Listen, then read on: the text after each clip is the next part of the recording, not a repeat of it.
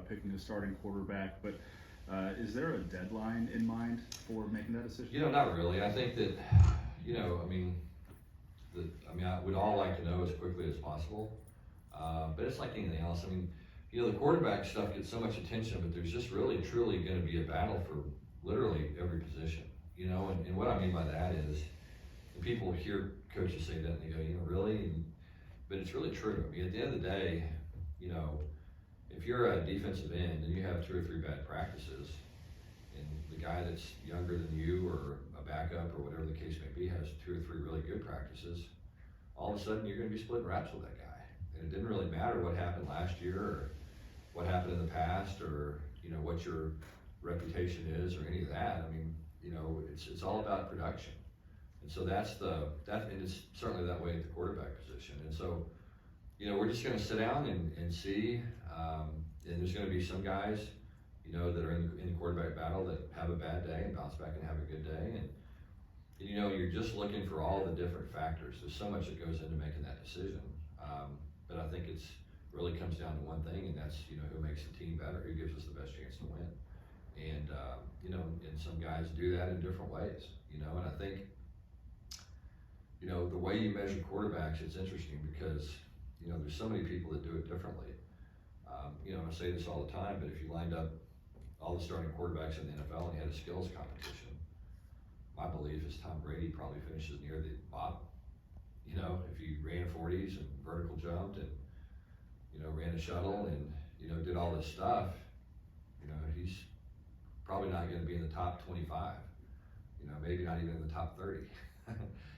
But when the game is played on Sundays, you know, his deal's different. And so you have to just evaluate quarterbacks that same way, you know, and you say, okay, what does Tom Brady do the best? Well, he makes everyone around him better, and that's what we're looking for. Is it a 2-man race? Is there any chance that? I mean, no. I mean, not at all. I mean, it's you know, I think for, you know, there's a probability that it could be, but I mean, heck no. You know, I don't care. I mean, it could be part E could be the starter. You know what I mean? I mean, truly, if he comes out and plays the best. I mean, it sounds kind of hokey, but you know, my first year at Cal, we got a spring. Jared Goff was our 14th quarterback. You know, graduated early, went through spring ball, and he wasn't ready. And he was not even close to being ready. We had some really highly regarded guys that were in front of him. And, you know, as it played out, you know, we got into at the end of spring, he was 3rd. About a week into practice, he was 2nd. And then, you know, by the time we started the season, he was 1st. And so, and there wasn't one coach, not one guy in our program that expected that. You know, I remember at Texas Tech one year, we signed Wes Welker after signing day. He went unsigned, nobody wanted him. So we brought him in late. Same thing, if you would have said, you know, who's the last guy in this program that's gonna help us win games this year, everyone in the room would have said Wes Welker. You know, what did he do? I mean, he started the first game and started every game afterwards. And so, stuff like that happens all the time. I mean, it doesn't, you know, doesn't happen every day, but it happens often enough where you're never surprised.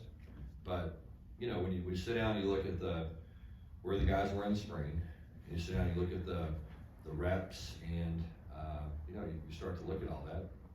2 guys kind of stand out, but you know, as we've said over and over again, I mean, you know, Sam Jackson can do a lot of different things, and so I wouldn't be at all surprised if, you know, he didn't end up in the discussion at some point. And does it matter who takes the first snap tomorrow? No. I mean, we have had not one conversation about who's going to take the first snap tomorrow. My guess is at some point there'll be a rock, paper, scissors game. That'll determine who takes the first snap tomorrow.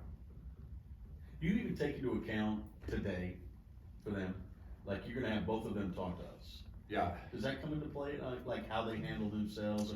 I mean, I think that's part of the puzzle. You know, I do. I think it's part of the puzzle, but you know, I think they're both, you know, they probably wouldn't be both talking to you today if I was nervous about what they're going to say. You know what I mean? And so I think I feel confident in their ability to be able to handle everything that goes along with playing that position. And obviously, Max has already done it, you know, as a starting quarterback around here, and Chandler did it at times last year. So, you know, both of them are mature, both of them are nuanced guys, and they get it. There's obviously some different